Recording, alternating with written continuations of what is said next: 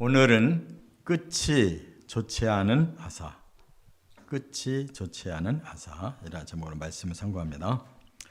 우리가 지금 아사 왕, 남유다 3대 왕의 삶을 이제 앞에서 오늘까지 상고했는데, 앞에서는 아사 왕이 신앙을 개혁하는 아주 훌륭한 왕으로 다윗 이후로 여호와께 정직하다고 인정받았어요. 그런데 문제는 끝이 좋지 않았다는 거예요. 왕위를 41년을 살았는데 36년 때 그가 이제 하나님의 뜻을 저버리고 갑자기 변절이 돼요. 그래서 결국은 하나님의 징계로 병에 걸려서 죽게 됩니다. 그 시작이 뭐였느냐 하면 이 북이스라엘과 전쟁이 계속됐어요. 그러니까 대대로 왕들이 이제 바뀌면 또 전쟁하고 우리 남북과 똑같아요. 계속 틈만 있으면 막 전쟁하는 거예요. 그런데 아사가 예전에 이제 이 사건 이전에 역대하에 보면 구스라는 나라, 지금의 에티오피아거든요. 그때 아주 강력한 나라가 돼가지고 유다를 쳐들어왔어요. 100만 대군을 끌고 왔대요. 그런데 이겼어요. 어떻게 이겼느냐? 하나님, 우리는 100만 대군을 맞서 싸울 힘이 없습니다. 아사가 앞장서서 하나님께 기도했어요. 그때 전쟁은 정말 사람의 힘으로는 불가능한 걸 알고 하나님께 매달리니까 하나님이 기적을 주셔서 이 에티오피아 군대를 쫓아냈어요. 그런데 이번에 바사가 50만 명을 끌고 전쟁을 하는데 북에 이스라엘이, 그런데 이번에는 꾀를 내가지고 북이스라엘 위에 있는 나라 아람이에요. 아람. 그러니까 아람에게 금과 은의 폐물을 잔뜩 갖다 주고 북이스라엘과 말하자면 그 조약을 맺었는데, 거기 북이스라엘하고 끊고 우리 예물을 받아주고 우리와 조약을 맺어서 남북에서 연합해서 한꺼번에 공격하자. 그러니까 이건 무슨 얘기냐면 우리나라가 지금 저 북한과 싸워서 이겨야 되겠는데 중국이나 아니면 그 위에 있는 러시아와 연합해서 요놈들 죽이자, 그 얘기예요. 하나님이 그거 기뻐하시겠나요? 지금 하나님이 남북으로 나라를 갈라놓은 거는 미워서 싫어서가 아니에요. 어떻게 해서라도 다시 화합을 시키려고 지금 고난을 주고 계신 중인데, 고난을 받으면 겸손해져야 되는데 오히려 세상적으로 더 이해 타산이 커져가지고 이렇게 머리를 세상적으로 굴리고 있는 거예요. 그러니까 아사가 너무나 큰 생각을 잘못한 겁니다. 그래서 결국은 아사는 하나님께 징계로 죽고 말았다 하는 말씀이에요. 그러니까 시작은 참 좋았는데 끝이 나쁘다는 거예요. 이게 치명적인 거예요. 우리 기독교의 교리는 끝에 있어요. 끝에 우리가 다시 부활하고 다시 하나님의 영광의 나라로 가서 모든 창조와 구원이 완성되는 게 기독교예요. 끝에 있어요, 끝에.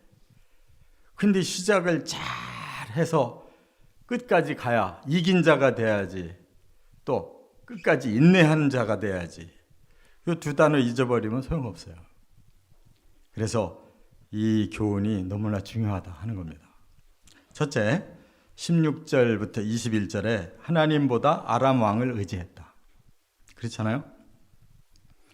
에티오피아랑 싸울 때는 자기들 자신이 스스로 힘이 없다는 거 알고 하나님께 겸손히 매달렸더니 하나님 기적을 주셔서 100만 대군을 쫓아냈어요. 그랬다면 이번에도 그렇게 50만 대군을 끌고 북이스라엘의 바사 왕이 왔다면 자기들이 그거 이겨낼 힘이 없는 거 똑같잖아요. 그러면 하나님께 매달려야지. 왜 이번에는 저 아람 나라에다가 왕궁과 성전의 보물을 다 긁어다가 거기다 갖다 주고 우리가 왕의 이제 군신이 되게 싸우니 북이스라엘만 좀 물리쳐 주십시오. 이런 짓을 하게 됐단 말이에요. 마음 하나가 달라진 거예요. 똑같은 어려운 상황이 이렇게 닥쳤는데 마음이 앞에 마음하고 뒤에 마음하고 달라졌어요. 왜 그래요? 앞에는 쭉 하나님을 잘 경외해 오던 상황이기 때문에 마음이 하나님께 있는 거죠. 그러니까 그 어려운 문제 앞에 하나님께 매달릴 수밖에 없고, 그러니까 하나님 기적도 주시잖아요. 근데 이번에는 어떻게 된 게 요령이 생겨가지고 어떻게든 이기면 된다. 그래서 이렇게 금은 패물로 뇌물을 주고 북이스라엘 쳐달라고 이렇게 했는데 이제 큰 싸움 없이 해결됐어요. 왜? 이 베나닷 아람 왕이 그거 받고 북이스라엘을 이제 치기 시작하는 거예요. 그러니까 북이스라엘도 얼른 전쟁을 끝내고 가버렸어요. 이와 같이 잠깐 일어난 일인데 현재로 보면은 아주 큰 승리를 거둔 것 같잖아요. 백성들도 안 죽고 자기가 머리를 잘 굴려가지고 아주 똑똑하게 일을 처리했다고 생각할 수가 있잖아요. 중요한 건 하나님이 나쁘신 거예요. 기분이 나쁘신 거예요. 어떻게 같은 민족끼리 이런 짓 해가지고 망하게 하려고 하냐. 그러니까 사람의 생각은 전체를 봐야 되는 거예요. 자기 중심만 보면 안 되는 거예요. 형제도 봐야 되는 거예요. 형제는 어떤 상황인가. 그리고 하나님께는 이것이 어떤 문제가 되는가. 여러 가지로 다 살펴봐서 최선책을 가야지 한 가지만 눈에 보인다고 그 길로 가면 나중에 어떻게 돼요? 하나님이 오히려 싫어하는 일을 했다면 큰일 나는 거잖아요.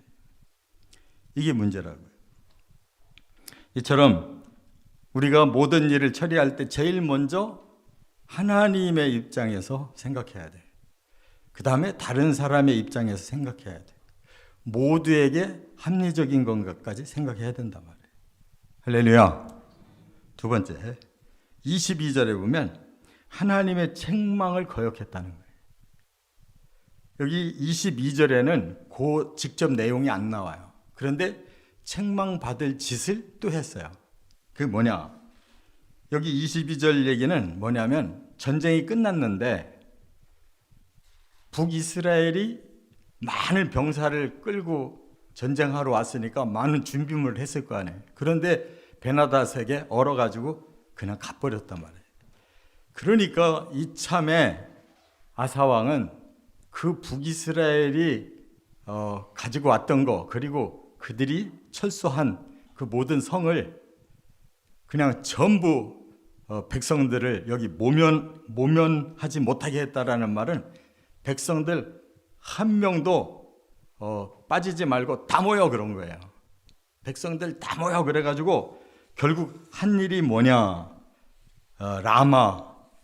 라마의 그 건축물에 모든 돌, 제목 다 헐어가지고 일로 가져와라. 그래서 게바와 미스바에다가 건축물을 다시 져놨단 말이에요. 왜? 앞으로 북한이 북쪽 이스라엘이 다시 침범해 오더라도 이번에는 우리가 성을 잘 준비해서 막으면 된다는 거예요. 그런데 이것이 하나님의 마음에 결정적으로 화가 나신 거예요. 그러니까 뇌물을 갖다가 베나닷에게 바쳐서 이기게 하더니 이번에는 북이스라엘의 성을 싹 도려내가지고 이쪽 경계에다가 새로 건축해서 북이스라엘이 쳐들어오면 이기도록 이렇게 완전 무장을 해놨다는 거예요. 사람의 생각으로는 최고죠. 근데 하나님 마음에 이놈들이 정말 북이스라엘을 생각 안 하는구나. 우리가 같은 민족이라는 거, 같은 하나님의 백성이라는 걸 생각 안 하는구나. 어떻게 해서라도 북이스라엘을 멸망시키고 쥐들만 살면 된다는 생각이구나. 그거예요. 그러니까 하나님께서 선지자를 보낸 거예요. 왜? 책망하려고. 너희들 그렇게 머리 굴려서 해도 되겠냐? 응? 물리적인 힘만 가지고 모든 것을 이기겠다고 하면 다냐? 너희 민족은 생각하지 않느냐? 그래서 하나님이라는 선견자를 파송해서 그 사건을 가지고 책망을 한 거예요. 그러면 어떻게 해야 되겠어요? 지금까지 36년 동안 하나님 잘 섬겼던 사람이 하나님의 말씀이 책망이 되면 어떻게 해야 되겠냐고. 바로 돌이켜야지 뭘 어떻게 해야 돼. 제가 너무 생각이 세상적이었습니다. 제가 머리 굴려서 하려고 했습니다. 하나님 뜻이 그게 아니었는데 이제 깨달았습니다. 다시는 그런 짓 하지 않고 하나님 뜻대로 하겠습니다. 하고 돌이키면 되는 거거든요. 그런데 이 하나님 선견자를 어떻게 했대요? 옥에다가 가둬버렸어요. 옥에다 가둔다는 말은 하나님하고 거역하고 돌아서겠다는 얘기예요. 어떻게 하나님이 보낸 선견자를 하나님 말씀을 들고 가르쳐 주는데 그 사람을 옥에다가 가두냐. 그냥 나는 현재로서는 곤란합니다 하고 돌려보내도 지금 문제일 텐데 옥에다가 가뒀다는 거는 하나님하고 한번 해보자는 것밖에 더 되냐.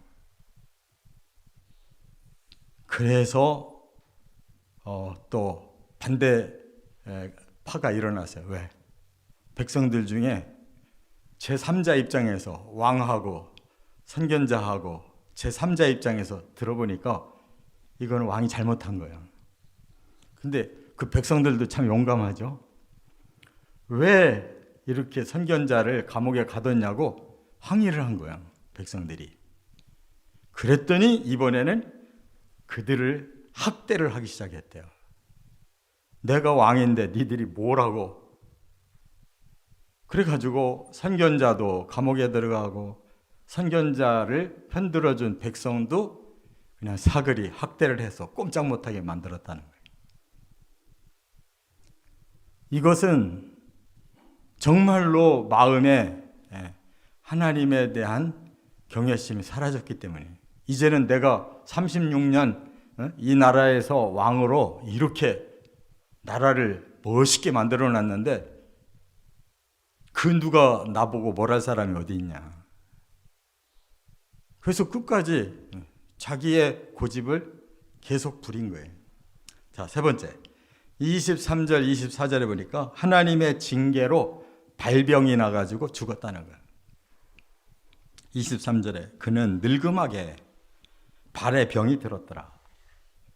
늙었죠. 41년 동안 왕노릇했는데 36년째 그 짓하고 나서 바로 병이 걸렸으니까. 그래서 결국은 그 병을 이기지 못하고 죽게 됐는데 그 이유가 성경에 분명하게 나오는 거예요. 하나님의 말씀을 거역하고 선견자를 감옥에 집어넣고 그거 잘못됐다고 말하는 백성을 학대하기 시작하니까 하나님이 너 그대로 두면 안 되겠다. 그래서 발병이 뭔지는 구체적으로는 모르겠어요. 다리가 병났는데 사람이 다리가 병나는 것처럼 괴로운 게 없어요. 저도 옛날에 왼쪽 발꿈치